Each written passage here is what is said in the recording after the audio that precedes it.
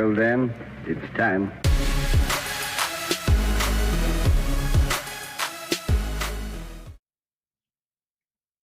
So the first topic is around shame and the spiral of shame that happens when we talk about not only necessarily money, but that's kind of what we're about, but in life in general. So when I use it as an example is whether it's tax season, whether it's your financials, most of us know what to do, right? We know the basis of what we need to do to get done.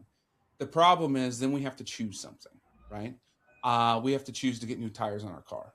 We have to choose soccer tryouts. We have to choose um, where our kid goes to play sport and how much that costs, because that choice then dictates what we can and can't do somewhere else. Then we can't pay that bill, or we're late on that bill, and it just keeps spiraling, right? Which turns into shame, somewhat of a guilt as well. And so that's where we set the table of those that are out there and you feel that way, right? Whatever your life is, whether it's tax related, your financial related, your personal relationships, you feel this shame. And I'm here to say you shouldn't. One, a lot of us go through a lot of those situations, but it's there. And so I'm going to open it up to whoever wants to jump on it first, but off the cusp, it's like, what does shame spiraling mean to you, and how do you deal with it in your guys' practice or personally? Go ahead, Rachel. Yeah. That's fine. Hi, everyone. I'd say it's, I call it the big S word. I'd say my client's number one word that they associate with money. And the thing with shame is that it's so private, it's so individual. And I think what a lot of us are doing, I'm in this camp too, is, we're walking around comparing our insides to other people's outsides. And there is, I think a lot of my clients like, how is everyone else doing it, right? They look like they have it together. But guess what? Someone also probably thinks the same about you. Like, we put a lot of work in how our outsides are looking, and whether that's, lifestyle choices or whatever, but it's sort of only one piece of the whole financial puzzle. And so what I work with my clients a lot is, your whole financial picture, you only know one slice of theirs, right? How did they all go to Italy for 2 weeks, right? I don't know, but there's a story there that also you don't know. It doesn't necessarily mean that they're good with money, and that's why they're able to go to Italy for 2 weeks. So what I do a lot is like realizing that what we see in others is just a tiny slice, and it's their external, just as we all do our own external. And the thing with shame is when we keep it really, we keep these thoughts about ourselves, these judgments, I should be farther ahead because I'm X years old. And we keep this knocking around in this like little tiny echo chamber of our own mind. And then that's what creates the shame. Well, I feel so chaotic about it. It must be my fault. And so I think the first part of my work is, we get to the numbers way down the road. We're really sitting with an understanding, first normalizing that experience, just like you said, Stoy. And, I think recognizing the parts that you do have right, because I have these different domains I see with folks' money, and we look through it, and usually like one or two need some work and one or two are pretty well worked out, and so just trying to get a comprehensive picture and just having a really compassionate conversation with a third party, with a professional like me or the others on this panel, it starts to dispel the shame pretty quickly. I think I'd like to maybe just take a step kind of back and talk about at least how I love everything, Rachel, that you shared, the comparing our insides to someone's outside. I think that is really, I think, a wonderful nugget to kind of take away with. I guess where maybe I'd like to pull back and just offer some thoughts around is what I hear is oftentimes clients interchangeably kind of talking about things like guilt and shame and comparison. And, that's Story, like listening to you, like those were three just kind of things that come up. And there's a difference actually between all three of them that I think it is worth like naming and identifying here, because because when we do, it's helpful because we kind of know maybe what to work and what to work with. And so when I think about guilt, like guilt is more behavior focused.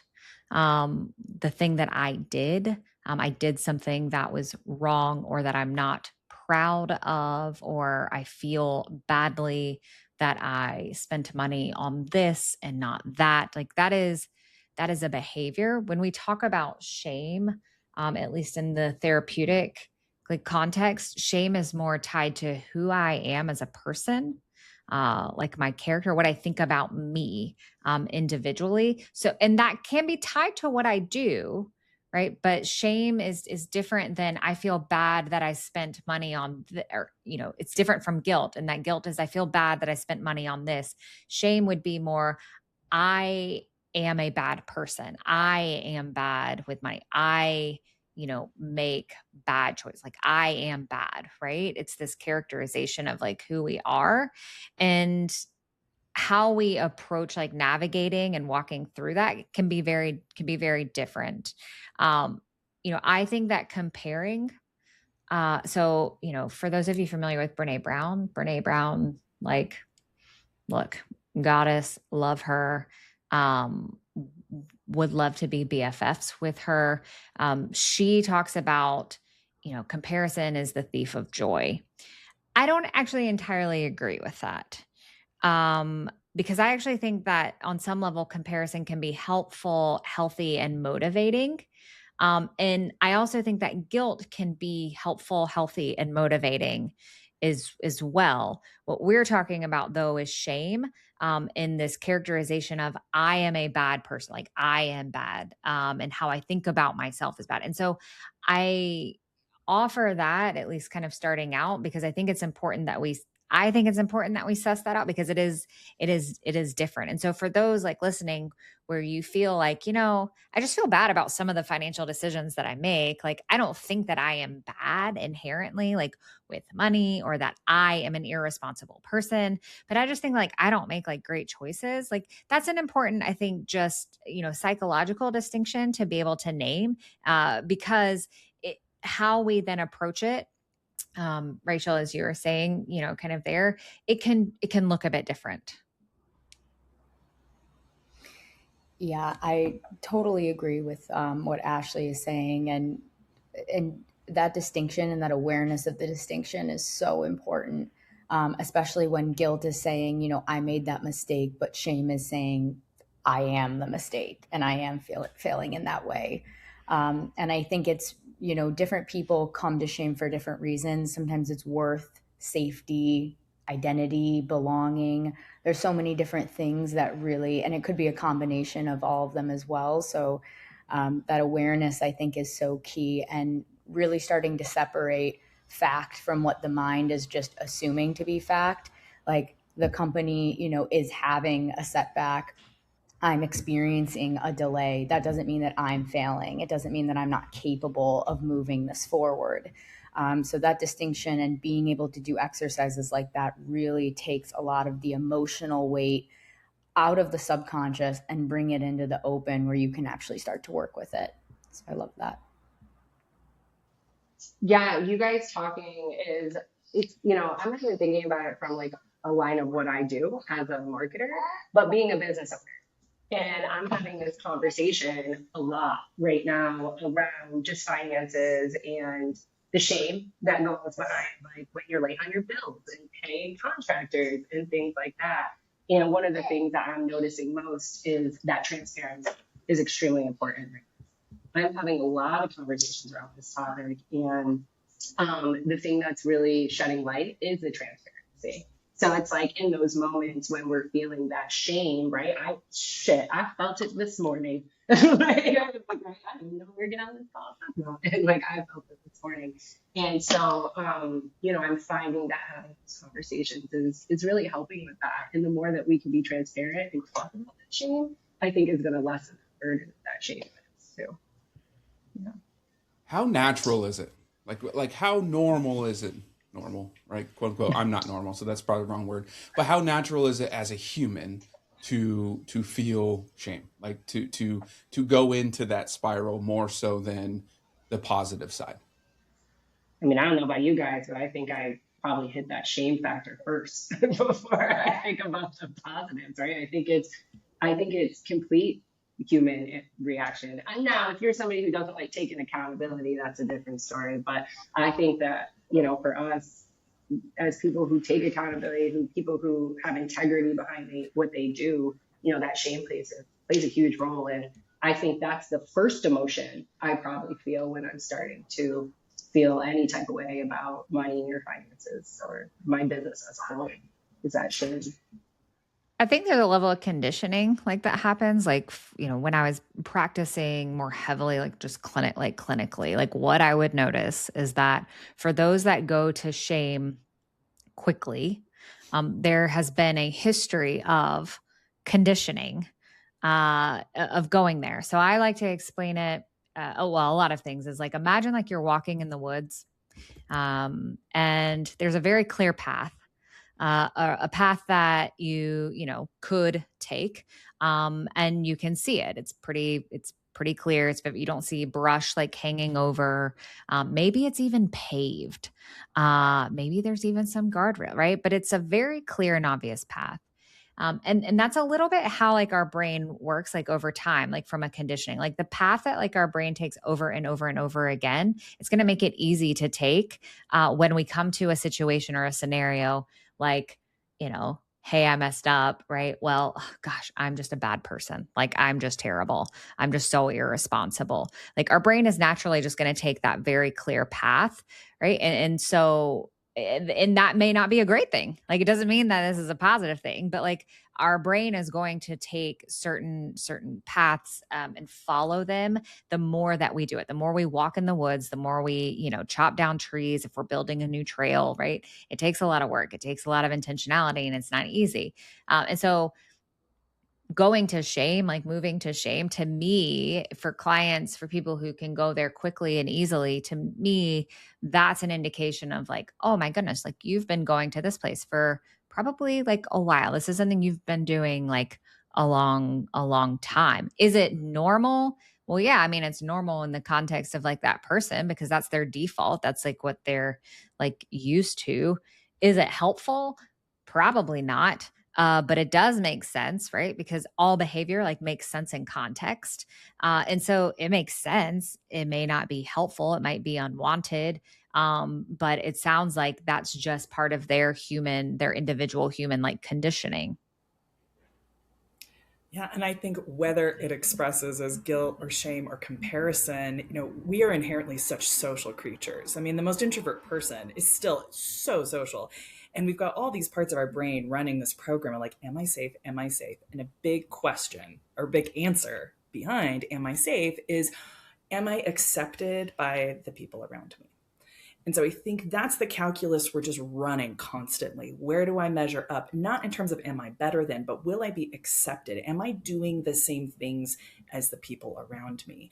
And so whether your path goes to shame or guilt or simple comparison, I think it's a lot of us navigating this world as very social creatures. And because money touches like everything, well, then there's often that money component of it. But I think it's actually like, do I fit in? And I think that's actually going on underneath almost every script in some way. And actually the even deeper script is, am I safe? Will I be protected? Will I be accepted by the people around me? Yeah, I agree. I think, there is this loneliness epidemic that's going on, and it's not only what we think of as physically alone, not having people around you. It's also this sense of maybe I don't belong because I don't have what other people around me have, or I should have at my age. And that sense of identity and belonging is so deeply tied to money because it's one of our, survival instincts to make money and, excel in our careers and whatnot. So I think it just goes hand in hand. And it's so much bigger than just, oh, I'm experiencing shame or I'm experiencing these emotions. This is part of what it is to be human and to go through these flows. And we really have to come together as a society and work together because it's affecting all of us. But how do we all do work in this space. Like we all somewhere touch this to help, all of us, right? And the part that is always toughest is one, we keep having these conversations, both one-on-ones with our clients, groups, podcasts, articles, and I get a feeling from people that engage or comment on our stuff of, yeah, but I can't even get through the door. I can't even open it, crack it a little bit for myself because it's so heavy for me. It is so heavy. I'm so deep in shame that like it keeps spiraling that I'm now more shameful for myself to even have to work with a Rachel or an Ashley or do work with Tessa or come to Kristina and I just from a financial or marketing perspective. Like it is so hard and heavy for them that they can't even crack the door open a little bit. From your guys' perspective, give us one thing or whatever thing they can do to at least, like, I don't know, turn the knob a little bit before they try to knock down the door, or anything to get them through that heaviness that they're feeling right now. I would say accepting it, like first and foremost, like just name it and accept it. And I don't mean that dismissively, like just accept it and like that's it. But like sometimes we try to fight like to not feel something so hard that it really just exacerbates the feeling. Or if we, we avoid wanting to, and it still lives there. We think if we can just put our head in the sand or like just it'll go away soon. Or like if I just don't think about it, or if I just don't do this or engage in this way, like I won't feel that. And I think that when it comes to change, so if we, and I won't go into this because this is incredibly nerdy and people will be very, very judgmental of what I like to read in my spare time. But if we look at the trans-theoretical like model of change in terms of change readiness, right? Like we we can't just like live in denial here and then still expect to make change. Like we have to be, we can be in this contemplative or pre-contemplative like state. But if we can enter into this like contemplative state of like, you know what, maybe this shame is really holding me back. And I wonder what that might be like. I wonder what it might be like if I took some steps. What would those steps be? I really hate feeling this way. It's so gosh darn heavy. Like if we can just from an acceptance place, just start to even begin to think there, it can help create some movement and move us to more of like a preparatory state of like, gosh, like I heard this podcast where like these 4 chicks and a dude were talking about shame and like, that was really interesting. I don't know if I've thought about it in that way. And oh, like there's people out there that can work with us. Maybe then I can take some steps. Like there's a process that we move through from a change standpoint, but I do think that it starts with first acknowledging and just accepting like, this is what this is. This is the lay of the land and I don't like it and I don't want to be here. But if I can at first at least acknowledge it, then we know how to move through it. It's like the book, like Going on a Bear Hunt. I don't know, Kristina, you've got a little one there, but if we've read the book, like Going on a Bear Hunt, if not, you should go read it because I feel like it is literally the map of life, of how like life happens. Like you can't go under it, you can't go around it, you can't go over it, you got to go through it. And to some degree, like that's how this is when it comes to making changes, certainly around like the emotional end. I think, sorry. Go Rachel. No, go Rachel, you can go. Well, I just have to say, Ashley, let's start a book club because I have a feeling our bedside tables look very similar. I'm a big Stages of Change fan. I am not alone. No, let's talk. We'll have a whole separate convo about that.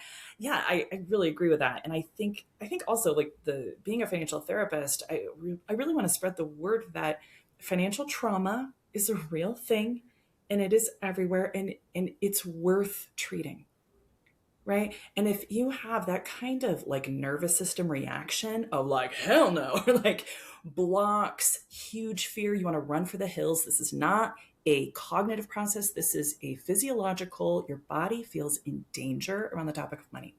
So it's worth treating. I would even use the word treating. And even because, yeah, okay, you know what you need to do. Sure. But your body perceives all threat as physical threat. So that's where I come in is like, we need to have safe, reparative experiences around money because likely if someone's having the kind of scenario you described, Stoy, like I'm looking at this from a financial trauma lens and not to like even put it deeper, but like to actually validate that, yeah, you feel really afraid. Okay. Right. And really validating that. And now we know where we're going, right? That's the direction I would go. I'm glad you went first, Rachel, because you just made me think of something else too. Adding on to what you were saying, Ashley, not only the acceptance, but I think the understanding, as cliche as it sounds, like you're really not alone. Like I said this on the last podcast episode that Story and I did. It's like, Buttercup, you ain't anything special. And I mean that with all the love in the world, right? Like we all are going through some really big pivots right now. Again, having these conversations. And with that being said, I think understanding like you really aren't alone. Like a lot of people are in this boat, and I think that's huge. I know it helps me for sure. And then going on, like piggybacking off of what Rachel said, understanding the root cause of that trauma is huge. Like I can literally date back now to like that first financial anxiety I had. I was like 8 years old and I lost money that my parents gave me. And that one incident shaped so much around like my money habits and, my mindset on it, XYZ. So I also think understanding the root cause of it, oh my God, that makes all the difference in the world. And then like you said, Rachel, treating it. Oh, guys, don't have a kid on following you. Geez, sorry. But yeah, I think that plays a big role. Just understanding that root cause, I think about all those books out there, like I'm a badass with money or whatever the hell it's called. And, none of those books ever related to me. I don't have like this money fear, like, oh, I don't deserve it. Right. And I think like, especially the online space teaches that a lot, like this deserving factor around money when there's so many other elements to it. So I remember when I first started really thinking about that, like, oh, wow, like I don't relate to this. What do I relate to? And that's when I started to figure out the root cause. And man, if you can do that, I'm not saying it gets easier, but it gives a lot of perspective. It gives, and it helps you give yourself some grace. Yeah, so important to give yourself grace just throughout this process. Because like you said, we're all going through it, no matter what stage. Even when you hit your next level, you're now trying to keep getting to someone else's level. So, it's always just give yourself grace with that process. And I'd also say that when you're deep in that shame spiral and it feels kind of just like nothing is working, some like quick hacks is that not using productivity as a way to like release that anxiety, because what happens is anxiety leads us to more work. I just need to do more, have more. And it gives a temporary relief that just teaches the nervous system, okay, we're going to give more anxiety, because it's like a cyclical process in that. So taking time to reconnect with just what's around you and kind of settle the nervous system, going out and sitting in nature by a big tree, going and taking a walk. Like nature is one of our most abundant resources and something that can help us, not consciously, but subconsciously get out of that scarcity mindset that we don't have enough and there's not enough available to us. Or just, sitting down and doing a deep breaths and a meditation, eating a really nutritious meal and just feeling, that the body kind of be satiated. All of those are kind of signals to transition out of fight or flight. So then you can actually just look at the same situation through a different lens. First of all, Tessa, do not attack me like that again, please. Okay? I was not prepared for you to just throw me out there like that. No, I felt that one more to my core because I do that with anxiety. I just do more work. And then I recognize, well, that's a bad cycle. And then I keep doing it. So I definitely appreciate that. I would say kind of what I told my son last night after soccer tryouts, because he didn't have a good tryout on the 7th day of the tryouts. And I always told him was just put your chin up high and take the next step forward. I don't care what that step looks like for anyone out there, like whatever your goals are, where you're at, just hold your chin up high and take a step forward, because you are able to get through it and you have to go through it. But if you do it with your chin up high, things are just a little easier. Things are a little lighter. Did you sing the Frozen song, the Do the Next Right Thing?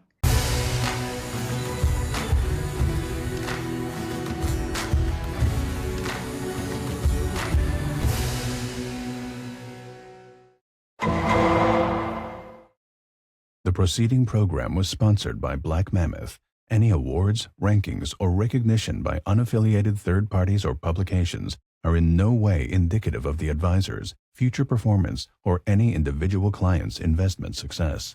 No award, ranking, or recognition should be construed as a current or past endorsement of Black Mammoth. Information regarding specific awards, rankings, or recognitions is available on the Black Mammoth website, www.blackmammoth.com. All investment strategies have the potential for profit or loss. Investment strategies such as asset allocation, diversification, or rebalancing do not assure or guarantee better performance and cannot eliminate the risk of investment losses. There are no guarantees that a portfolio employing these or any other strategy will outperform a portfolio that does not engage in such strategies. This broadcast should not be construed by any client or prospective client as a solicitation to affect or attempt to affect transactions and securities or the rendering of personalized investment advice due to various factors including changing market conditions. The information discussed in this broadcast may no longer be reflective of current positions or recommendations. While information presented is believed to be factual and up-to-date, Black Mammoth do not guarantee its accuracy, and it should not be regarded as a complete analysis of the subjects discussed. The tax and estate planning information discussed is general in nature and is provided for informational purposes only and should not be construed as legal or tax advice. Listeners should consult an attorney or tax professional regarding their specific legal or tax situation. Past performance is not indicative of future results.